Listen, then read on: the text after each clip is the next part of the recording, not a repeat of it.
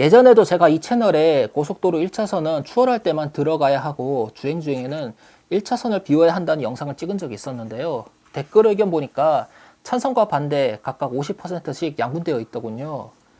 1차선에서 정속 주행하는 게 뭔가 문제냐, 오히려 과속이 더 큰 문제라고 생각하는 분들이 많은 듯 합니다. 그런데 말입니다. 1차선을 추월용으로 사용하는 운전자보다 1차선에서 세워라 내워라 정속 주행하는 운전자가 사고 위험이 더 높습니다. 무슨 소리냐라고 생각할 수도 있겠지만 사실입니다. 고속도로에서 추월 차선을 추월용으로만 사용하는 운전자의 경우 차선을 자주 바꾸기 때문에 차선을 바꾸는 시점에 좌우 사이드미러 확인하거나 숄더 체크를 해야 합니다. 때로는 뒤에 있을 수도 있는 차를 확인하기 위해 룸미러 등으로 후방 차량과의 거리를 확인하기도 하죠. 따라서 자연스럽게 운전에 대한 집중력이 높아집니다. 하지만 고속도로 1차선에서 정속 주행하는 차량들은 차선을 자주 바꾸는 차량과 비교시 상대적으로 전방만 바라보고 운전하는 경우가 많습니다. 일단 1차선에 들어가 운전하면 목적지에 도달할 때까지 차선을 거의 안 바꾸니까요. 그런데 고속도로 운전해 보셨다면 아시겠지만 고속도로는 도로가 쭉 뻗어 있어서 운전 흐름이 단조롭습니다. 그래서 운전할 때 긴장이 풀리고 졸음운전 가능성도 높아지죠. 이럴 때 사고가 날 확률이 높습니다. 아마 경부고속도로 상해선 구간 중 안성 오산 일대를 주행해 보신 운전자들은 많이 경험해 보셨을 겁니다. 잘 달리다가 갑자기 정체가 시작됩니다.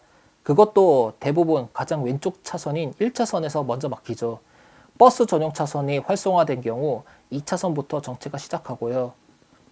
그런데 추월 차선에서 정속 주행하는 차량의 경우 긴장이 거의 없는 상태에서 운전하게 되는데요. 갑자기 앞차가 멈추면 제동도 늦어집니다. 제동이 늦어져서 앞차 추돌할 것 같으면 나도 모르게 핸들을 왼쪽 혹은 오른쪽으로 트는 경우도 많습니다.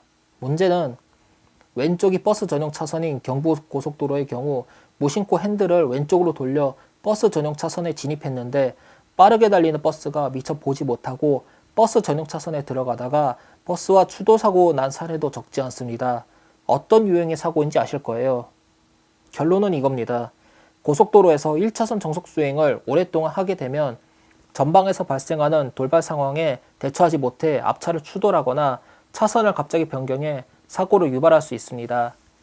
요즘 자율주행 기술이나 스마트 크루즈 컨트롤 탑재된 차종이 늘어서 차가 알아서 제동하는 경우도 있지만 아직까지 이런 기능을 갖춘 차량이 많이 보급되어 있지도 않고 답답하다고 일부러 끄는 운전자도 많죠.